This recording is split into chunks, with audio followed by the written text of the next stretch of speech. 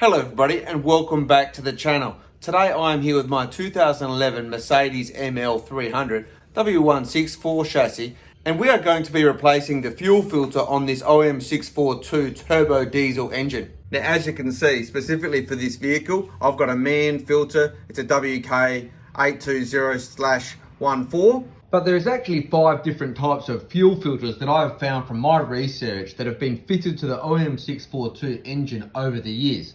These different filters have been fitted to more than a dozen different vehicle models across the Mercedes, Chrysler and Jeep brands. Now, my recommendation is to locate your filter on your vehicle. If you don't know how to do this, watch on further in this video, and to identify exactly what filter is fitted to your OM642 engine prior to purchasing the filter. It's also worth noting that a couple of the filters come without the water separator, and in these cases you reuse the existing water separator. So, if your vehicle has one of these filters, you will need to do that as well, else the procedure is basically the same. But this is the fuel filter for this specific model, so let's get into it. So the first thing that we need to do is to get this engine cover off, and we simply pull that off. And put that out of the way. Now straight away, we can see that the fuel filter is in here. So before we do anything, we'll actually check that we've got the right one. So the key way to tell that you have the correct fuel filter is that it actually looks the same. You can see that the 2 pipes, the inlet and the return to the fuel tank, go in the same direction on this fuel filter, and it's got the 5-pin plug connector. So it is the right fuel filter, so let's crack on. So the first thing we need to do is to get the 3 leads off going to the sensors in the airflow intake. And the way you do that is to use a screwdriver to put the tab back like that, and then you push the tab down at the same time and then pull it back. It's quite simple.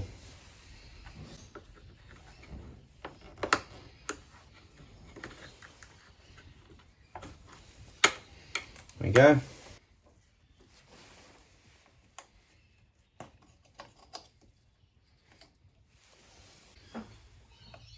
We need to undo the clamp for the main turbo inlet, and then we undo the clips out to the air filters.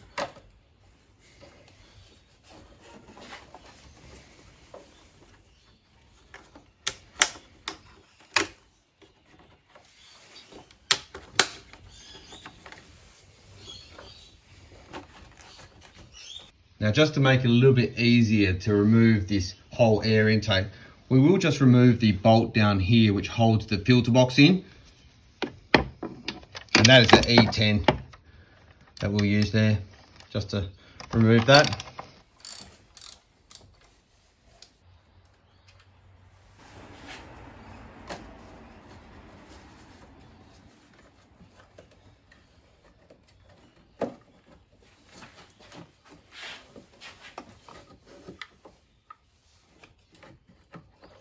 So with that air intake out of the way, that gives us really good access to the fuel filter. All we have to do now is to remove the 5-pin connector, remove the inlet and outlet fuel lines. As you can see, my vehicle's already got reusable hose clamps. They come out of the factory with 1 use. I'd get rid of those and get some reusable ones in there. And then just under here at the back, there's a 5mm Allen key which we have to undo to loosen the bracket so we can lift the fuel filter out. So we'll start by loosening the bracket with our 5mm Allen key.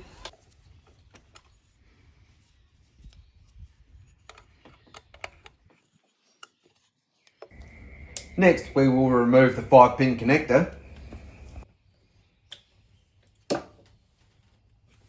Now I am expecting a little bit of diesel fuel to come out when I undo those lines, so I'll just get a little bit of paper towel ready to go. But I'll have the new fuel filter ready to put on straight away anyway.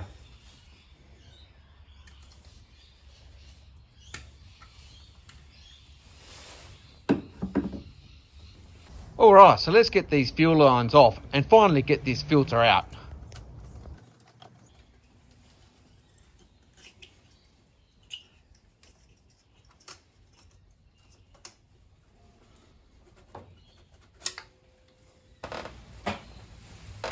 Alright, and we'll get the new filter in.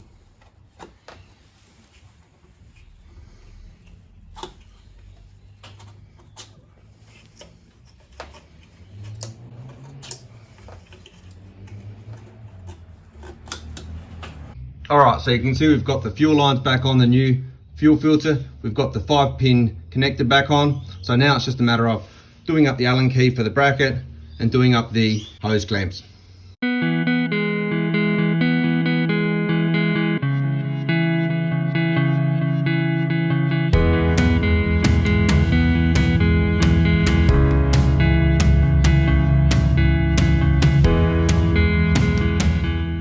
Alright, so now that we've got the clamps done up for the fuel lines, the connector firmly on, and the bracket completely done up with that Allen key, it's time to get the air intake back on, and then we can prime the fuel filter and start the car.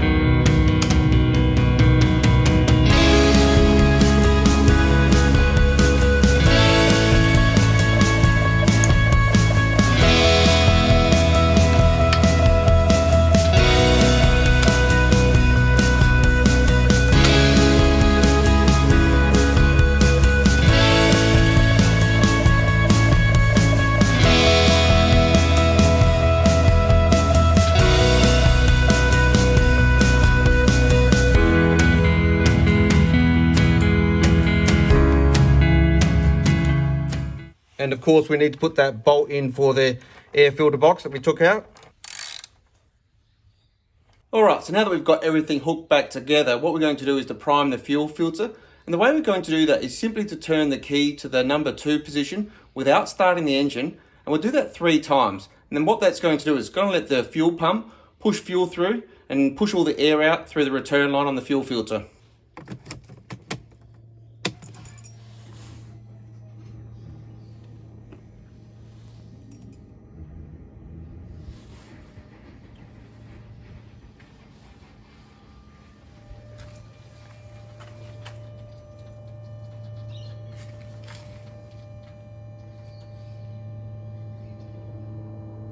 I'm not sure if you heard that over the video, but I certainly just heard it push a bunch of air through. So we'll go back to the front and we'll do that again.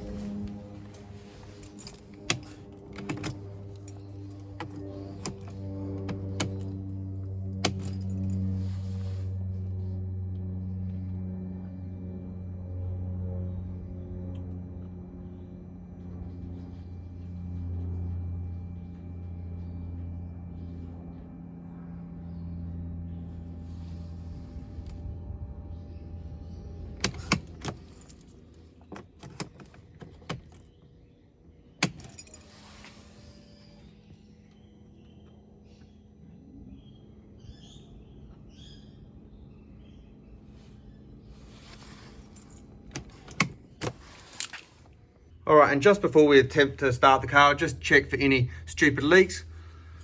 Nah, it's all good, so let's start the car. All right, so let's start it up.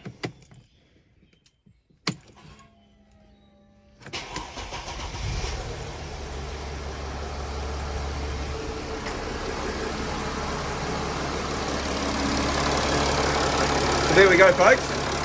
Started up first time.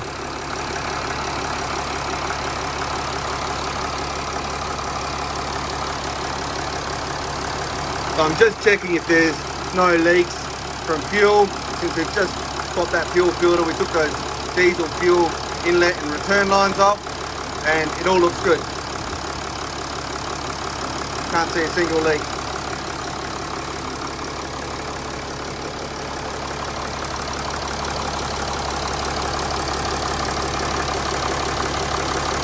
So obviously the final thing to do is to pop that engine cover back on.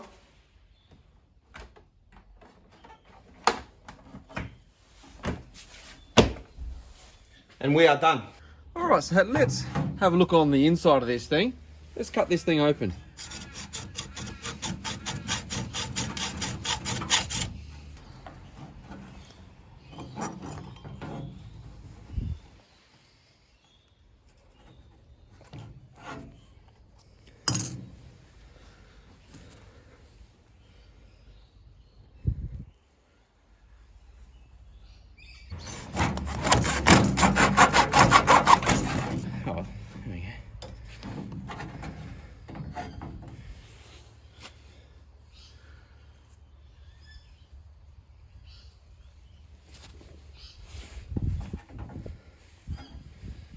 So you can see that's a paper style of filter inside the canister. You can see it's pretty grotty old filter.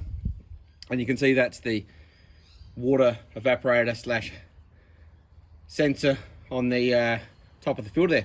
So there you go, folks. That's how to replace the fuel filter on your OM642 3-litre turbo diesel engine, which is common engine in Mercedes ML Class, GL Class, Sprinters, Chryslers, in so many vehicles. Look, if you have liked this video, do feel free to like, share and subscribe. Until next time, have a good evening.